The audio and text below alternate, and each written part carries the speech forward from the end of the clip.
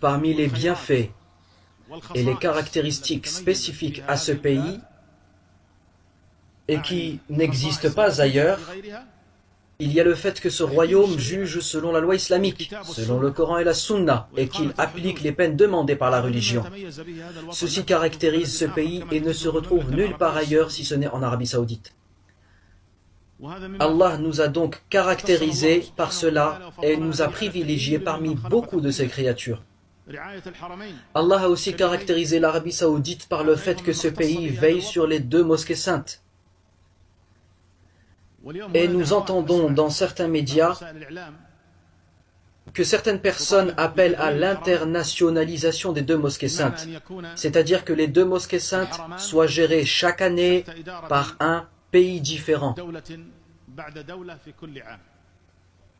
Et je n'imagine même pas ce que ferait l'Iran si c'était à son tour de gérer les 2 mosquées saintes. Et que ferait la Turquie aussi si c'était à son tour. Nous louons donc Allah le Tout-Puissant, qu'il ait mis à la disposition des 2 mosquées saintes des dirigeants que nous connaissons comme donnant beaucoup d'importance au monothéisme et à sa mise en pratique. Et seul Allah les connaît parfaitement. Mais aussi à la diffusion de la sunna prophétique, à la suppression des innovations religieuses et sont au service des pèlerins. Ce qui est dépensé pour les 2 mosquées saintes, surtout lors des pèlerinages, équivaut au budget de plusieurs pays.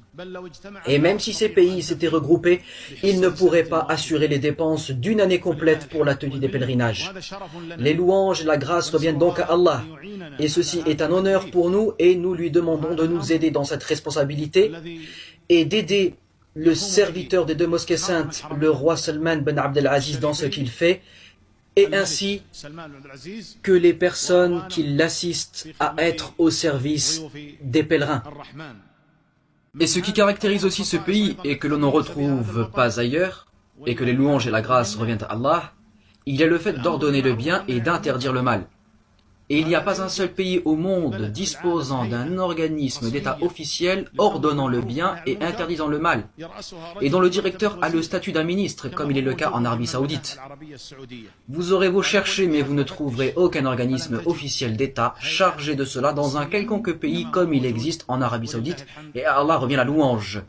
Je vous informe également que les actes interdits ne sont pas seulement interdits sur la terre ferme, mais aussi dans le ciel. Dans la réglementation de l'organisme saoudien de l'aviation civile, il est interdit aux avions étrangers qui passent au-dessus de l'Arabie Saoudite de consommer de l'alcool dans l'avion. Quand ces avions de compagnies étrangères passent donc au-dessus du royaume, ils doivent respecter cette réglementation. Il y a 3 ou 4 ans de cela, un avion d'une compagnie étrangère survola l'Arabie Saoudite et un des passagers insista pour boire de l'alcool. L'hôtesse de l'air l'informa que ceci était interdit, car il survolait actuellement le royaume d'Arabie Saoudite. Le passager refusa d'arrêter de boire, ce à quoi l'hôtesse de l'air en informa le commandant de bord, qui à son tour en informa les autorités saoudiennes à Jeddah, qui lui autorisèrent d'atterrir. Le passager qui insista pour boire de l'alcool avait donc été remis aux autorités saoudiennes et l'avion redécolla. Qui donc obligea aux avions étrangers de respecter cette réglementation, si ce ne sont nos dirigeants dans ce pays?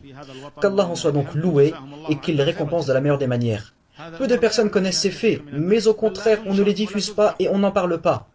Ils sont plutôt cachés, alors que ceci fait partie des mérites de ce royaume et de nos dirigeants, dans le cadre du commandement du bien et de l'interdiction du mal.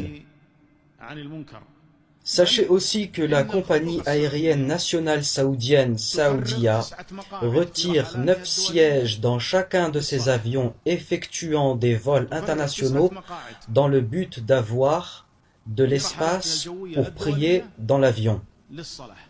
Et peut-être que comme moi, vous vous demandez combien ces sièges devraient rapporter à la base à la compagnie aérienne saoudienne avec tous les vols qu'il y a pendant un an. Et il est certain que ceci devrait normalement lui rapporter des millions de riyals. Et si la compagnie avait voulu, elle n'aurait pas retiré tous ses sièges. Mais vu que ce pays tient à la pratique de la prière et à faciliter les gens à la faire, elle a donc mis à leur disposition ces espaces de prière dans chacun de ses avions et que vous ne trouverez dans aucune autre compagnie aérienne au monde. Et ceci fait également partie des particularités dont se distingue l'Arabie Saoudite. Ce pays se différencie aussi par l'obligation d'appeler à l'islam. L'obligation d'appeler à l'islam. Et ceci est inscrit dans la loi fondamentale du royaume. C'est-à-dire que l'Arabie Saoudite assure l'obligation d'appeler à Allah. Elle a donc appelé ceci obligation, et vous ne trouverez cela dans aucun autre pays l'ayant inscrit dans sa loi fondamentale. Puisse donc Allah en être loué. Ce qui caractérise aussi ce pays, c'est que son drapeau n'est jamais abaissé suite au décès d'une personne importante ou d'un président. Tous les pays du monde mettent leur drapeau en berne quand une personne importante ou un président meurt, si ce n'est l'Arabie Saoudite.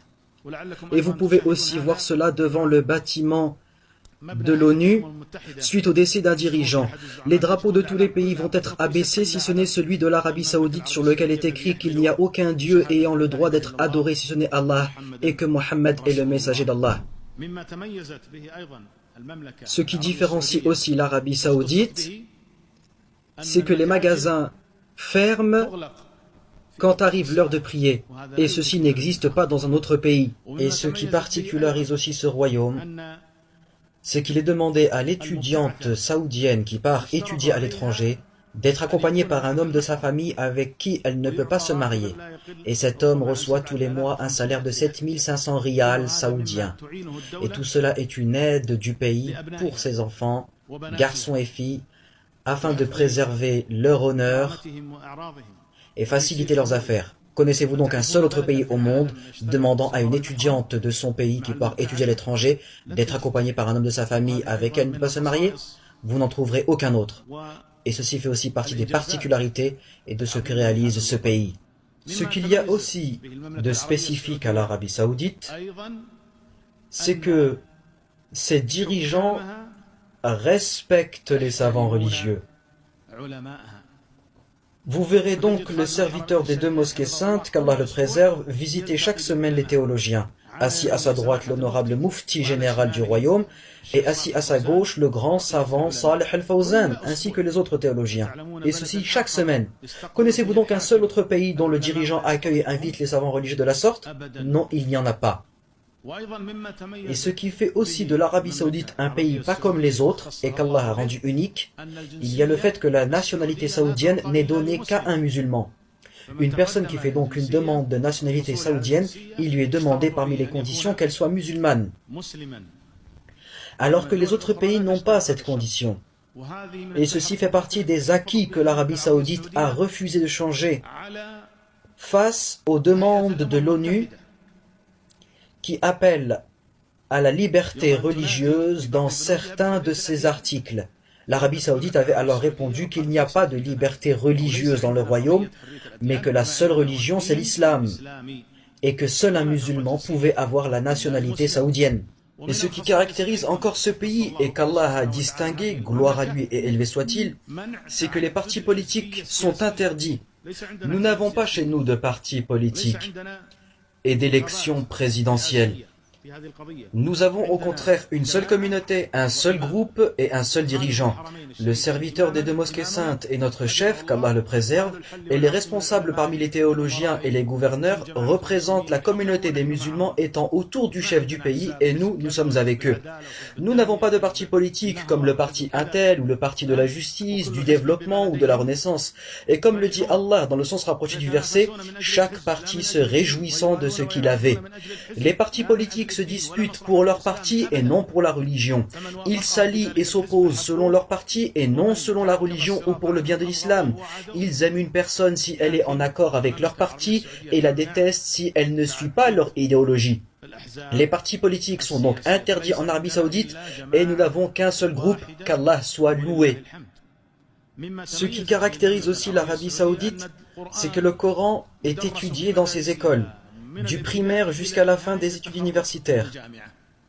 Dans certains pays, le Coran est étudié, mais que dans certains niveaux d'études. Alors qu'en Arabie Saoudite, nos enfants sont éduqués sur le Coran depuis leur enfance. Ils l'apprennent et le lisent jusqu'à l'obtention de leur diplôme universitaire. Et ceci ne se trouve dans aucun autre pays. Ce qui rend encore unique ce pays grâce à Allah, c'est le fait d'imprimer le noble Coran à l'échelle internationale. Le Coran et son explication sont donc imprimés dans toutes les langues et envoyés partout dans le monde. Et vous avez peut-être vu cela durant les pèlerinages, ainsi que les exemplaires du Coran envoyés dans toutes les ambassades saoudiennes dans le monde. Ce sont donc là les spécificités qu'Allah a données au royaume d'Arabie Saoudite. Pourquoi donc cacher les caractéristiques d'un pays comme celui-là? Pourquoi donc cacher ces bienfaits qu'Allah a spécifiés à ce pays? Vous savez maintenant pourquoi l'organisation des frères musulmans cache ce genre de réalisation de l'Arabie Saoudite. Ils ne veulent pas les montrer, ils veulent au contraire parler des points négatifs. Nous ne disons pas que nous sommes parfaits, car oui, nous faisons des erreurs et nous avons des manquements, et ceci concerne tout le monde, nous sommes tous des êtres humains. L'homme fait donc obligatoirement des fautes et a naturellement des manquements, mais passer son temps à parler de ses erreurs et de monter les gens contre leurs dirigeants.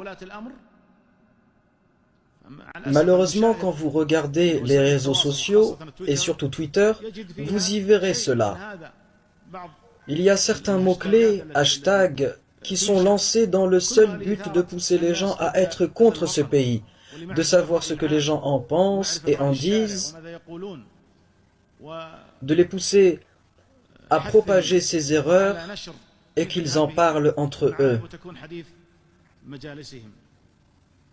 Et le problème, c'est que quand tu te mets à parler de ce qu'Allah nous a permis de réaliser en bien, et que cela fait partie en plus des bienfaits dont il faut parler et dont il faut remercier Allah, on t'accuse alors de caresser dans le sens du poil le pouvoir. Si tu fais les éloges et dis du bien de l'Arabie Saoudite par rapport à des choses réelles qu'elle fait en bien, on t'accuse alors de vouloir faire plaisir au pouvoir, d'être un agent de l'État et des renseignements généraux, d'être un suiveur de Sheikh Al-Jami, d'être des services secrets ou quelque chose de ce genre.